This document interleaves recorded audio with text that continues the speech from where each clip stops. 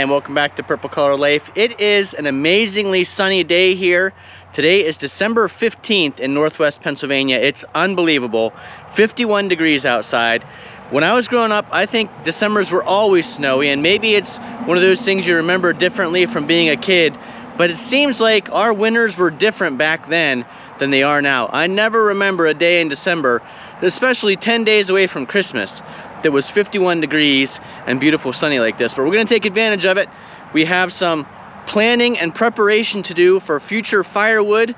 We're going to update kind of where we put firewood, and we're going to plan for when that snows here and it's harder for us to get into the woods. So if I do some of that, take advantage of that 51 degree weather and sunshine today, that'll make it a little bit easier throughout the winter to get firewood into the house and to get firewood stored in the woods for the future.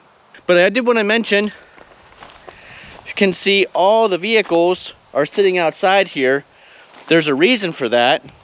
We just had everything oil undercoated. Let me show you what it does.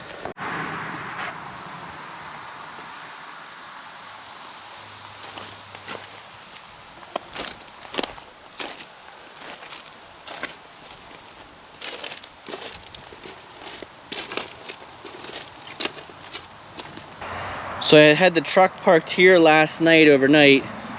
You can see this gravel. It's all covered with dripped oil. I don't mind that so much out here on the gravel, but I don't want it dripping all that oil on my cement in the garage. So for a couple weeks, I will leave the Expedition, the Ranger, and the big truck, the F350, outside to drip off here in the driveway. You can see the oil is going to protect the metal, but when you first apply it, the overrun does drip onto the body of the vehicle that then needs washed off and onto wherever it's parked. All three vehicles at the same time we're done. So all three vehicles at the same time will sit outside until all the dripping stops.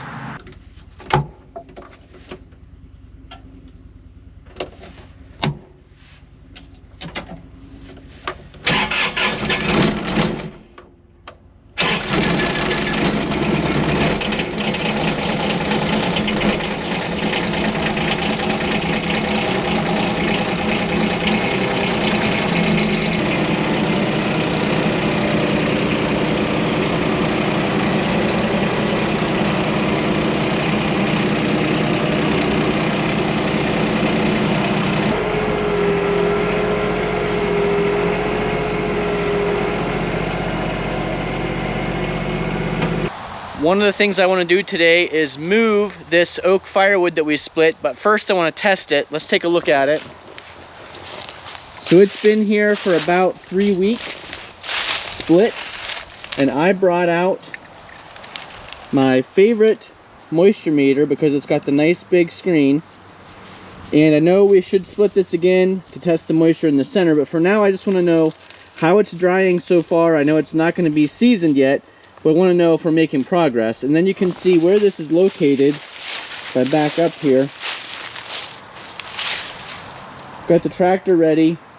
It's beside the shed, and back here behind it I've got an IBC tote of cherry that's ready to go, ready to burn this winter, that I need to be able to get to. I've still got some oak limbs laying in front of it I need to get moved out of the way. And if we look here to the left, I've got oak, cherry, cherry. I've got a lot of trees that are hanging up, and I need to be able to get into those in the wintertime and cut at them. So I'm thinking if I move this tote of firewood, I can make a new path in here. We'll get rid of this thorn tree that's just going to give us flat tires in every vehicle anyway. Here's another one right here. We can make a path up through here. Here's a maple tree. It's hung up, but we could easily hook onto the bottom of it with the tractor and pull it down. The path is wide enough here.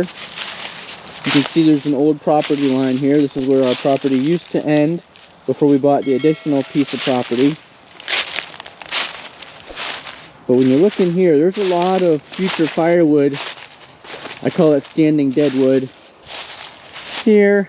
There's a pretty tall tree out there that the top blew out of it, so it's never gonna come back without the top in it. There's lots of trees we won't touch, they're good. Here's a really nice shagbark hickory. Just a good tree we'll leave there. There's an old cherry tree without the top, but that looks like it's already pithy. We'll leave it just for the critters. There's an oak or a maple laying back there behind olive. So there's lots of firewood here if we have a path to get into it, and then we can also use the grapple or the forks and move this old pithy stuff, and you'll see this path will then connect, kind of make a loop with our firewood up there. Alright, so here at the back of the tote, this oak doesn't get as much sun. 16.1 though, not horrible. It does say wet, and again, that's just on the outside. If we split it, it would be more wet in the middle. But let's pull one of these ones that sits in the sun all day long. Give it a check here. 17.8, yep. This all still needs to season longer. Let's get it moved. Hopefully it's seasoned a little bit in the last 3 weeks here in the air and the sun, and we'll be able to lift it up a little bit better with the John Deere.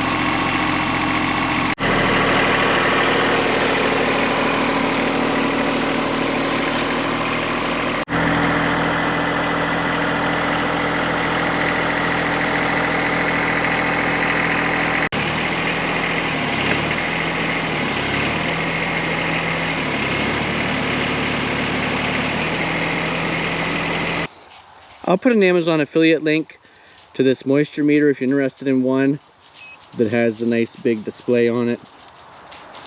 I'm curious how many of you use the compression relief button on your MS261. I know a lot of people watching have an MS261 or larger. I'm wondering how many of you use that button. I have not to this point. I'm going to try it today just to see the difference. But when I first talked to the Stihl dealership, they said they found that it usually takes an extra pull when you use the compression relief compared to not using it. We're gonna use it today just to see what we think. It's pretty warm out, so shouldn't be that much of a cold starting situation other than the fact that the chainsaw hasn't been run yet.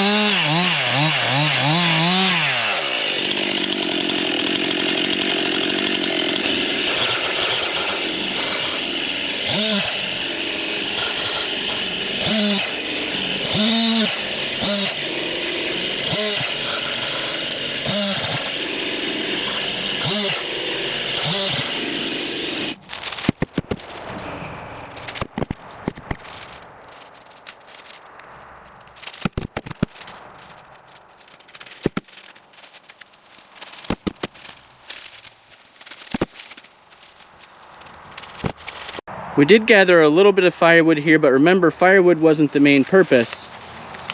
The main purpose was to get this cleared out, which we did. We can get into this tote of cherry firewood that's fully seasoned now.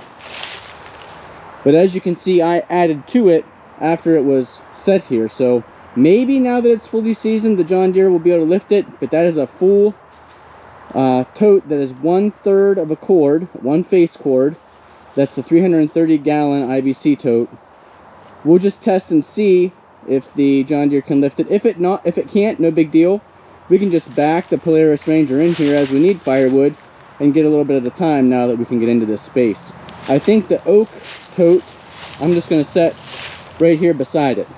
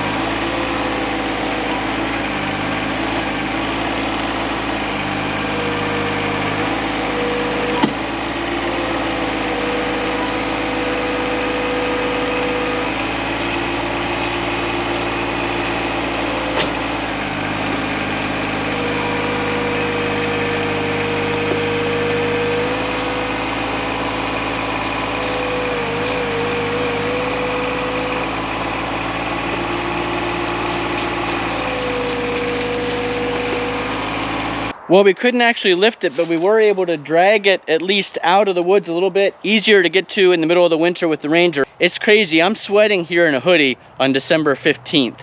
And it's a beautiful sunny day, great day to be working outside. So in a future video here, a good winter project will be clearing this path out for the tractor to make it up in there. And then we'll be able to make that loop. And we can get to all that firewood you can see just hanging up there in the woods.